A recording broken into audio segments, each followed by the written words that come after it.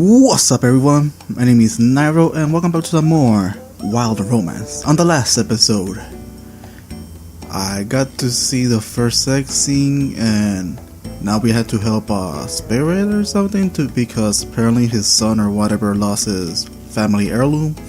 So now we're in the process of finding it. Now let's continue with the story. She's a hard worker though, especially when she has a reason to work so hard. If it's lost item you're looking for, leave that to my nose. I'll find it in a jiffy, so just sit tight. But I haven't told you where it may have been lost yet. Also, the spirit, for some reason, he speaks French. Not sure why. So let's go. The monster saw as Aoi runs off chasing after Tsubaki. Let me just lower the volume a little bit. She'll be fine. She has her sense to smell to guide her. So. Was it lost somewhere around here? If I knew that, I would have not need your help. I'm going to blow you out like a candle. Sumire glares at the swaying fire and sighs as she gets up. It's dangerous for you to go in the woods, Kazuma, so leave this to us. We'll find it as soon as we can.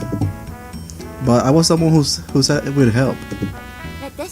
Yeah, we don't worry. As long as all of us get it done, God will recognize our good deeds. Yeah, but not mine. Let's go, Nasuna. Aight, yes. Sumire takes Nasuna by the hand and rushes off to the woods. They seem as though they're quite complicated. Yeah, they really are. Okay. I have no choice but to listen to Sumire, but there's no way I can sit around and relax while they're gone. Monsieur left me with a thing, so now I'm just wandering around the shrine and the shrine grounds alone. I think I should have gone searching too. Is there anything I can do? Sup, I'm back. That was quick, huh? Does that mean you already found what we're looking for? Nasuna blows off my incurious and sit me down on the stairs in front of the offering box, then flops down to sleep. Oh god. Nasuna, come on! I got tired, so I'm gonna chill for a while. Cute. You weren't even gone for 5 minutes.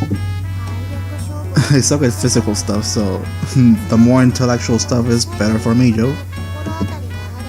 Nasuna grips my hands with both her hands. Damn it. And places on top of her head like a hat. This is my jam, and Joe, this is a good spot for you to pet me. That's when you really never change. The way you pet me hasn't changed either. I love it, man. I thoroughly relaxed Nasuna pushes my hand under her skirt. What?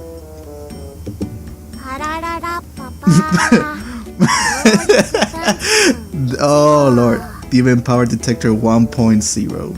What? What are you talking about? Nasuna plays with a strange mobile device, the type of a Game Boy on her chest, making it light up.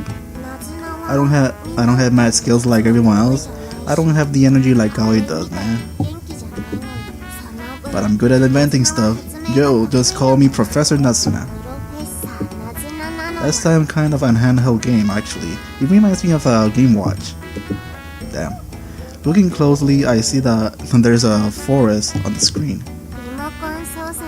Work it like a remote. There's controller operation are programmed with Monsieur's Demon Power, yo. When there's something nearby, I'll go peep and let you know. You made this? Yep. It's okay to pet me now, dude. Oh my god, she's so cute. I pet Nasuna's head as she smiles proudly. Her mouth is in shape of an... What the hell do you call that? Yo, Kazuma, you gonna try it? As someone who rouses herself up to sit on my lap, puts the radar into my hands, curls my fingers around it. Push the D-pad to work it. Use the L and B button to shift views, Joe. What do you mean by shift view? Do I just push up on the D-pad and to go straight ahead. Yo, it changes in what direction you're facing, right to the left. If you press down, you just go back and still facing forward. What? By operating the buttons, the image on the screen changes. Circle button is for counterattack. Why would I need to counterattack? Ugh, damn, she just jumped into a tree. As I struggle with the control, the screen suddenly goes black and there's radar speakers. It made a rustling sound. Yo, check it out. Check it. Look like we found the spot. This the blinking thing? That's a bingo, Kazuma. As we speak the word search Joe like and Joe blank on the screen. Good thing we found it. Whew. We're not done yet because we found it. We had to bring it back. Oh boy. I have to force Natsuna's lazy head off my lap before we start following the navigation system to the spot. Don't let go of my hand, dude. It seems like Sumire was worried about me earlier too. I've been hiking since I was a kid, you know? I'm used to this kind of thing.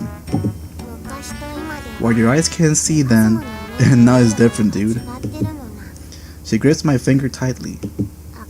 You'll be surprised when you open it. This swag is real Jack in the Box. That in itself is pretty surprising. I can't say I wasn't surprised when I heard her scream at the sight of Monsieur before. Spritz, huh? I watch the leaf cover ground carefully as I make my way forward, but still I glance at Natsuna for a second. Though stuff like this only happens in manga, so I probably should be panicking a bit more. The only reason I can stay this calm is because Sumire, Natsuna, and everyone, they're my old friends.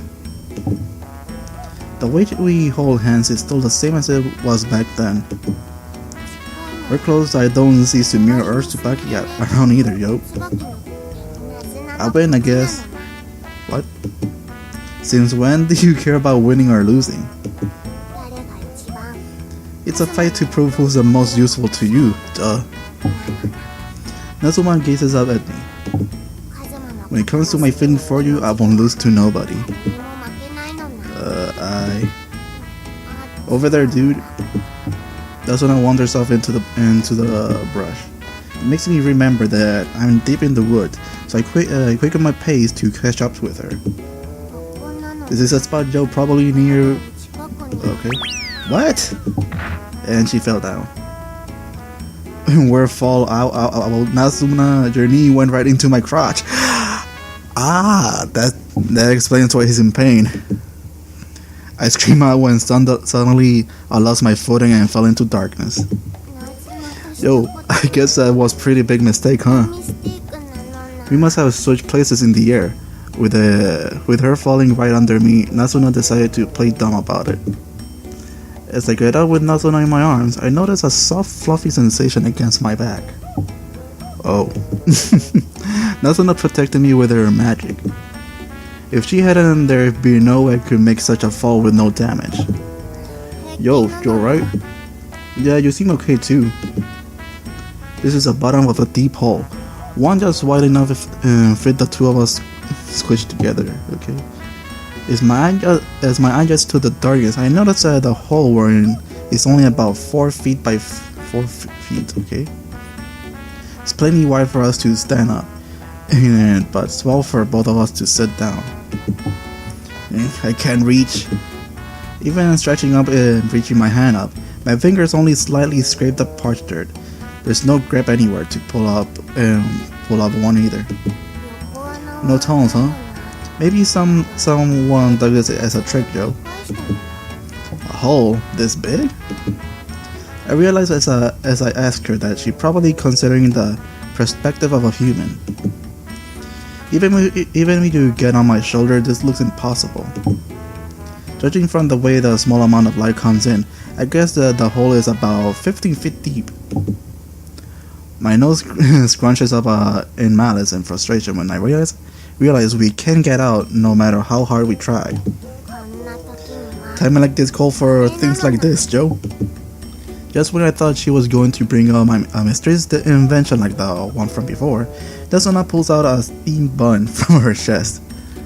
How many things does she keep inside that? Steam bun? Oh yeah. I can see that. We'll split it. We'll split it, Joe. Nasuna splits the bun in half and passes some to me. Best not to freak out the time of trouble, Joe. Eat some buns and your head clears.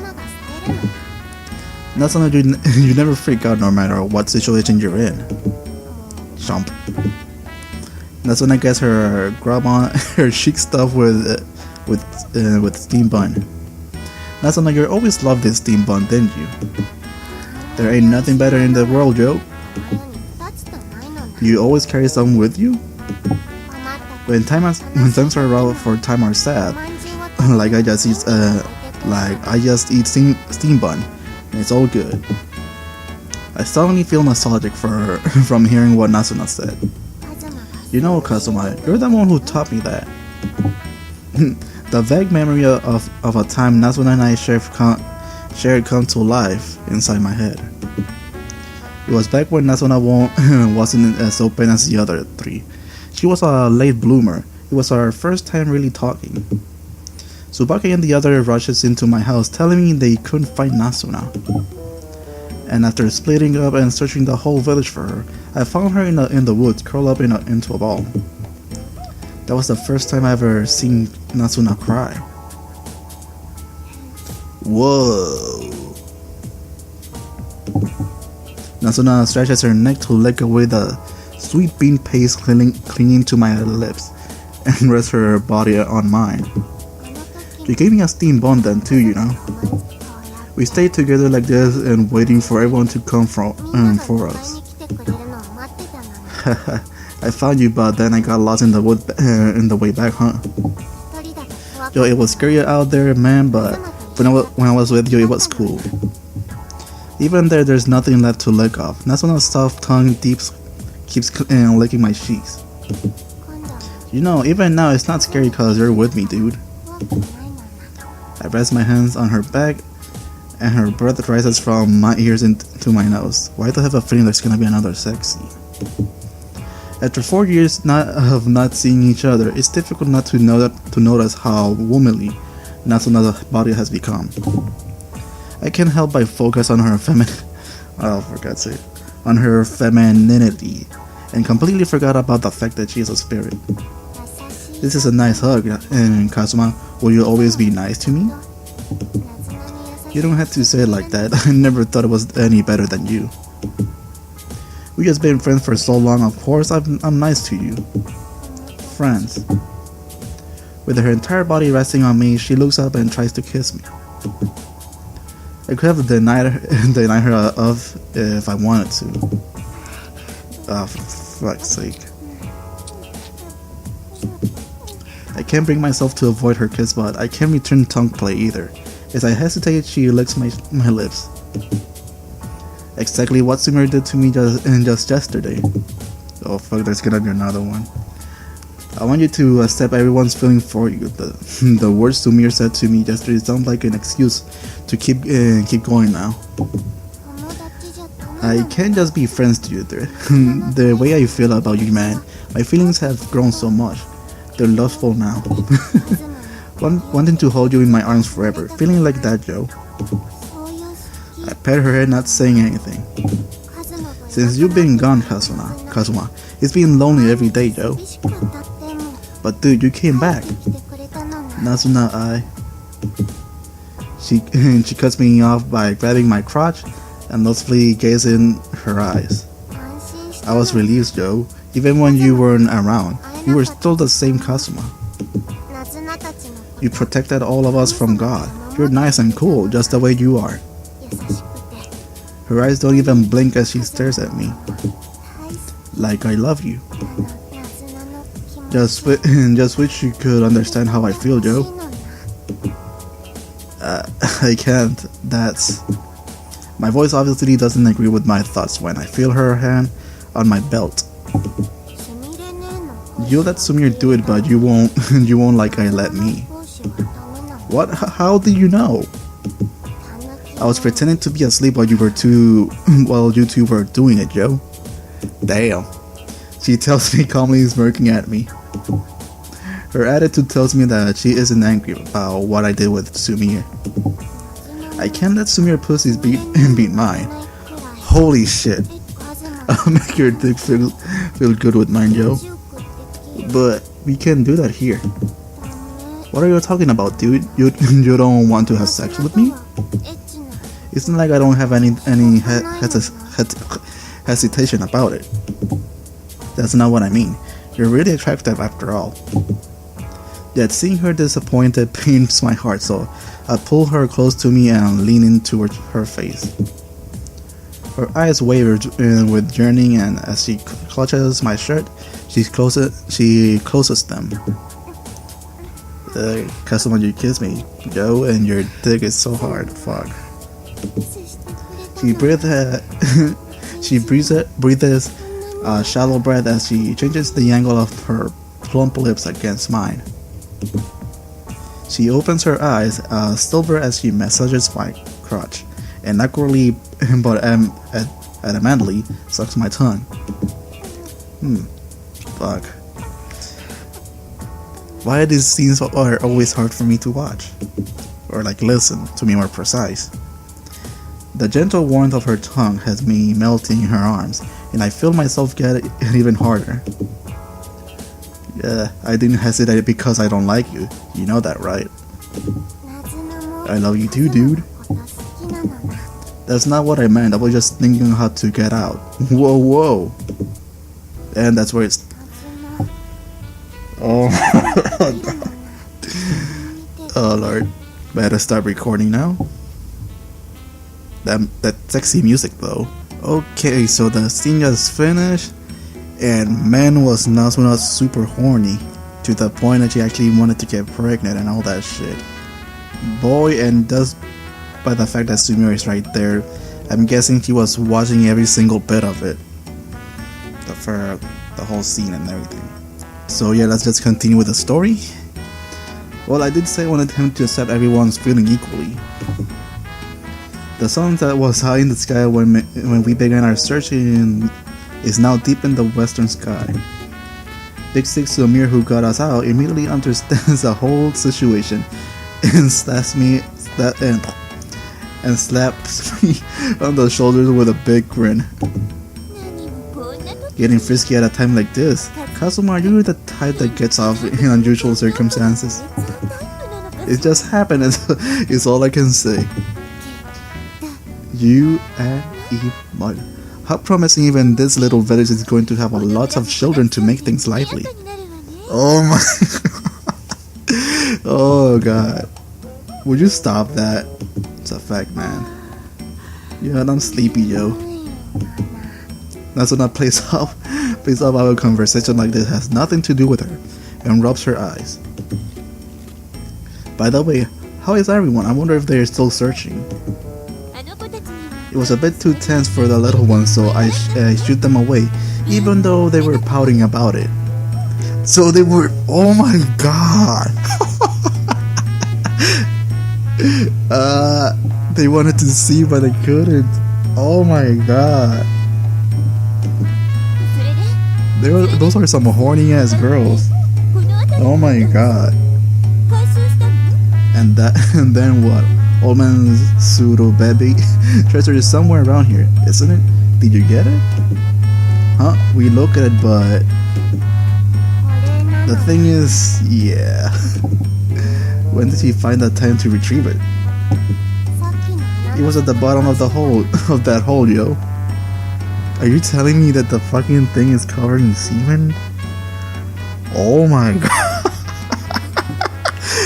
Are you serious? If that is the case, that is hilarious, but at the same time unsanitary. Nasuna gropes around inside her shirt and pulls out something. That's the treasure?